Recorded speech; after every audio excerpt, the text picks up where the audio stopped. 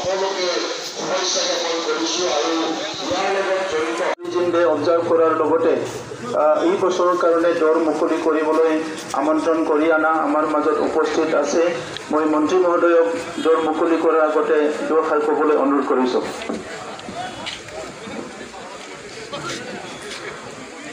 আমাৰ বিপিআৰৰ মুখ্য কাৰ্যবাহী সদস্যকে প্ৰমুখ কৰি কাৰ্যবাহী সদস্যসকল MCLA-সকল বন বিভাগ, পৰ্যটন বিভাগ আৰু বড়োলেণ্ডৰ বিভিন্ন বিভাগৰ ইয়াত উপস্থিত বিষয়া কৰ্মচাৰীসকল, সাংবাদিক বন্ধুসকল তথা উপস্থিত প্ৰকৃতিপ্ৰেমী সকলোলৈকে মই বিশ্ব পৰ্যটন দিৱসৰ শুভেচ্ছা জ্ঞাপন কৰিছোঁ।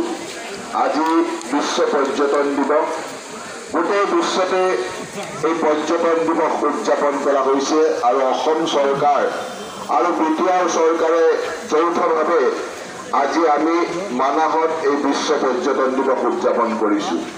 বিশ্ব পৰ্যটন দিৱসৰ লগতে সংগতি ৰাখি মানাহ ৰাষ্ট্ৰীয় উদ্যানখন আজি আমি দৰ্শনাৰ্থীৰ বাবে মুকলি কৰি দিবলৈ ওলাইছোঁ। আমাৰ কাৰণে এটা আজি আনন্দৰ দিন।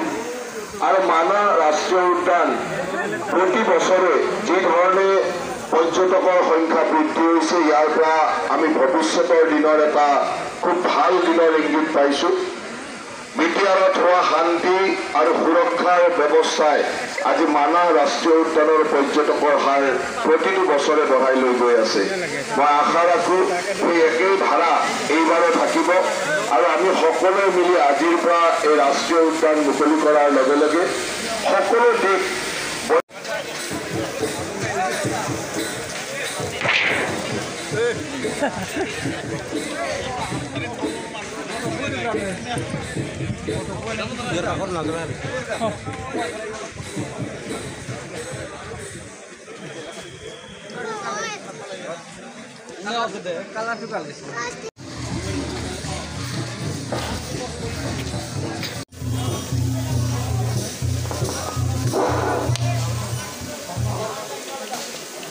আমাৰ এই বছৰৰ